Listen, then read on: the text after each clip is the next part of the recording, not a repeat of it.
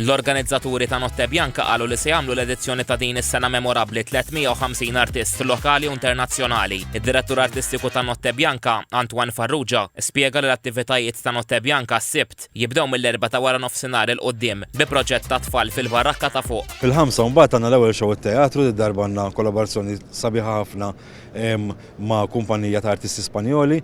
U mbagħad ovvjament jibdew naqra jibdew l-attivitajiet fit-toroq aħna nippruvaw fin-Notte Bianca nolqtu kollox, jiġifieri programm versatili immens.